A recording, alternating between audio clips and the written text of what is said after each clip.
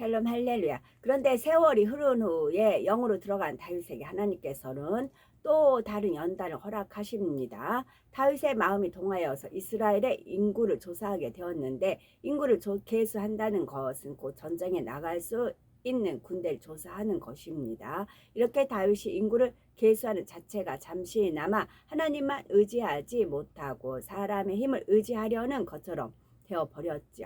이 사실을 깨달은 다윗은 즉시 회개했지만 이미 큰 연단의 길로 들어서고 말았던 것입니다. 온 이스라엘 땅이 온역이 임하여 순식간에 7만 명이 죽음을 당하게 되었죠.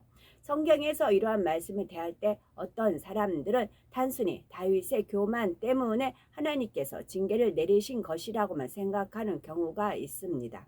그러나 사실 이 일은 왕으로서 능히 행할 만한 일이며 다윗이 어떤 악한 의도를 가지고 한 것은 아닙니다. 그러나 사람의 입장에서 볼 때는 왕이 범죄하였다고 정죄할 만한 일이 아니죠. 그러니 온전하신 하나님 편에서 볼 때는 네가 나만을 온전히 의뢰하지 않았다, 네가 교만하다 말씀하실 수가 있는 것입니다. 이런 것이 성결된 후에도 남아 있을 수 있는 육의 흔적에 해당하기 때문에 하나님께서는 이 육의 흔적조차 없애 다윗을 온전하게 하시기 위한 연단을 허락하신 것입니다. 사실 백성들에게 온영이 임한 근본적인 이유는요, 백성들 자신의 범죄로 인해 하나님의 진노를 샀기 때문입니다. 그래서 이 사건을 기록한 사무엘하 24장 1절에 여호와께서 다시 이스라엘을 향하여 진노하사 저희를 치시려고, 목적이 여기 있네요. 저희를 치시려고 다윗을 감동시키사 가서 이스라엘과 유다의 인구를 조사하라 하신지라 하여 하나님께서 이스라엘에 대해 진노하셨다는 사실이 먼저 언급되어 있습니다. 어찌되었든 다윗은 자신의 행동이 동기가 되어서 백성들이 죽는 것을 보면서 심히 애통하며 철저히 돌이키게 되었습니다. 결국 하나님께서는 백성들을 징계하시면서 다윗에 대한 연단을 더불어 이루신 것입니다. 그래서 연단을 받기는 했지만 사단이 다윗에게 환난을 준 것도 아니며 직접 재앙을 당한 것은 다윗이 아니었습니다.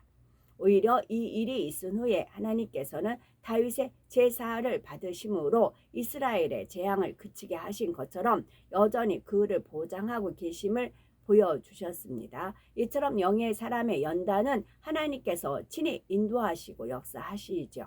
물론 사단은 성결된 영의 사람에 대해서는 어찌하든 송사할 것을 찾고자 합니다.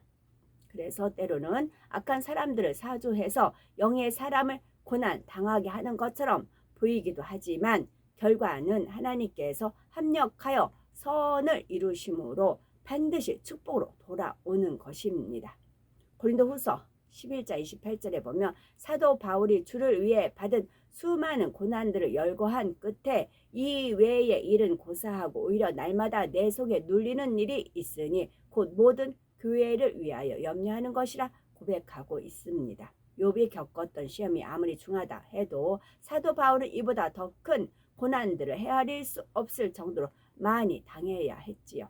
그러나 바울은 그 모든 고난들보다 오히려 교회들을 염려하는 것으로 인해 더욱 마음이 무겁게 눌린다고 말하는 것입니다. 이 한 가지 고백만을 보아도 바울이 받아야 했던 마음의 연단이 얼마나 무거웠는지 능히 짐작해 볼 수가 있죠. 그러나 4단계의 연단이 아무리 중하고 크다고 해도 연단을 받는 본인들은 그것을 힘들다 하지 않습니다. 마음에 악이 없는 만큼 그리고 하나님을 사랑하는 마음이 큰 만큼 아무리 큰 어려움도 능히 이길 능력이 있기 때문이지요. 연단을 인해서 애통하며 심히 무거운 짐을 진다 해도 깊은 마음 속에서는 기쁨과 감사가 끊임없이 샘솟아 나는 것입니다. 우리는 말씀을 통해 날마다 믿음과 사랑, 소망이 승해져서 이 땅의 모든 날들을 기쁨과 감사로 승리해야 되겠죠. 또한 아버지를 사랑하고 기쁘시게 해드림으로 아버지의 사랑 가운데 영원히 거할 수 있는 복된 우리가 되어야 되겠습니다. 자, 우리는 모든 근본을 하나님께 두고 어떤 문제든지 하나님께 의지하며 영적인 법칙에 따라 해결을 해야 됩니다. 그래서 아까 뭐 오해하지는 않으시겠죠? 저도 이혼 안 하고 끝까지 잘 버텼습니다. 어, 잘 버텨서 남편 잘 섬겨느라 그 칭찬을 받았고 그 영혼은 또 천국에 입성을 했습니다. 2천층에 살 것이고요. 그게 아니고 이제 그 혼적인 것을 이제 궁구하다 보니 하나님께서 이제 막 이제 알려주신 대로 제가 그냥 두서없이 말씀드린 겁니다. 공부될 분들은 공부되고 또 이미 거의 통과한 분들 그걸 양식을 가지고 다른 분들을 이렇게 이제 더 영으로 이끌 수가 있죠. 많은 분들 영으로 이끈 만큼이 또 상급입니다. 천국에서는요. 한 영혼이 천하보다 귀하기 때문에 그렇습니다. 그래서 저도 완전 정립되진 않았어요. 어제 하나님께서 다 떠올려 주신 거, 주님께서랑 떠올려 주신 거 말씀드렸습니다. 주님, 이제 아버지가 그 혼에서 이렇게 막 분리되고 싶은데 혼에서 분리된 게 무엇이더냐? 이혼이요? 그럼 반대 뭐니? 혼인이요? 그럼 혼인. 그러면 혼하고 인이 사람이잖아요. 사람인. 혼이 사람한테 들어왔다. 근데 그 혼이 원수마귀 사단 루시퍼가 갖고 있던 혼이다.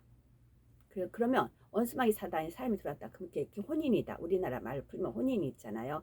그럼 거기서 벗어나고 싶다. 그럼 그게 이혼이다. 그런 식으로 푸른 겁니다. 제가 지금 육하 원칙에 따라서 말씀을 안 드려가지고 좀 그렇고요. 여기서 심한 가뭄 끝에 비가 올 때 하나님께 영광을 돌립니다. 또 악한 사람이 죄악을 버리고 성결된 사람을 발견할 때 또한 하나님께 영광을 돌리죠. 또 아무리 학교에서 도덕과 윤리를 가르쳐도 세상은 점점 어두워지고 사람들의 심성은 날로 악해져 갑니다. 사람의 마음은 세상의 교양과 배움을 통해 선해지는 것이 아니기 때문입니다. 더구나 죄성까지 모두 버리고 성결을 이루는 것은 사람의 의지와 능력으로만 불가능합니다. 오직 하나님의 은혜와 도우심으로 그리고 성령의 능력으로만 가능한 것입니다. 우리가 진리의 말씀을 들은 우리는 내가 지금 하고 있는 생각이 영의 생각인지 육신의 생각인지 말씀으로 분별을 해야 됩니다. 물론 주 안에서도 고민이나 근심이 있습니다. 그러나 이럴 때도 영의 생각을 하는 사람은 깊은 마음 속에는 여전히 생명과 평안이 있습니다. 또한 모든 생각 끝에는 결론적으로 아버지 하나님이 계심으로 그를 의지하여 새 힘을 낼 수가 있습니다. 그러나 생각할수록요 마음이 어두워지고 낙심되거나 복잡해지는 느낌이 든다면 또 능력이 오는 것이 아니라 낙심되고 지친다면 그것은 하나님과 원수가 되는 육신의 생각이 오는 것입니다. 이럴 때는 즉시 그 육신의 생각을 끊어버려야 합니다. 또한 불같은 기도하여 육신의 생각과 그 근본이 되는 육신 곧 자기 안의 비진리를 태워 나가야 합니다. 그래서 어둠이 전혀 근접하지 못하고 오직 성령과만 밝히 교통하는 우리가 되셔야 된다는 말씀입니다. 첫 번째 기초석 벽옥, 그 성벽은 벽옥으로 쌓였고 그 성은 정금인데 맑은 유리 같더라. 그 성의 성곽의 기초석은 각색 보석으로 꾸몄는데 첫째 기초석은 벽옥이요, 둘째는 남보석이요, 셋째는 옥수요, 넷째는 녹보석이요, 다섯째는 홍마늘, 여섯째는 홍보석이요, 일곱째는 황옥이요, 여덟째는 노곡이요, 아홉째는 다망옥이요, 열째는 비치옥이요, 열한째는 청옥이요, 열두째는 자수정이라. 계시록 21장 18절에서 20절입니다. 벽옥은 영적인 믿음을 상징합니다. 남보석은 곧음과 절개를 나타냅니다. 이는 진리 안에서 한번 뜻을 정했으면 세상의 어떤 유혹이나 유업에 굴하지 않고 흔들리지 않는 진실 자체의 마음입니다. 옥수는 결백과 희생적인 사랑을 상징합니다. 이는 허물 없는 깨끗한 마음과 어떤 대가도 바라지 않고 하나님의 나라와 의를 위해 자신을 희생할 수 있는 마음입니다. 녹보석은 의와 푸르름, 정의롭고 깨끗함을 상징합니다. 이는 에베소서 5장 9절에 모든 착함과 의로움과 진실함이 함께 어우러진 빛깔입니다. 하나님께서 인정하시는 참된 의는 선과 의와 진실이 겸해진 것입니다. 홍만호는 충성을 상징합니다. 자신이 맡은 분야에서 꼭 해야 하는 만큼만 한다면 이것은 충성이라 할 수가 없습니다. 급여를 받는 일꾼이 자기 업무를 잘 감당하는 것 또한 충성이라 할 수가 없습니다. 이것은 그저 자기가 마땅히 할 일을 한 것뿐이죠. 홍보석은 열심과 정성 그리고 하나님의 나라와 의를 이루기 위한 열정적인 사랑을 나타냅니다. 천국의 홍보석은 핏빛처럼 아주 붉으면서도 매우 투명합니다. 사도 바울은 홍보석처럼 열정적인 사랑을 대표할 만한 사람입니다.